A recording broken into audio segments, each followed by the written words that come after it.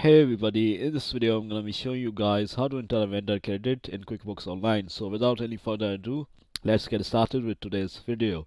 The first step is to access the vendor section. So log in into your QuickBooks Online account and navigate to the expenses or vendors section. This is where you can manage vendor related transactions. The following step is to create a vendor credit. So click on the option to create a new vendor credit. You may find this option under the expenses or vendors tab. Depending on your version of QuickBooks Online, enter the necessary details such as the vendor's name and the credit amount. The following step is to select the expense account. So choose the appropriate expense account to which the vendor credit applies. This account represents the category or type of expense for which the credit is being issued. Select the account from the drop-down menu provided.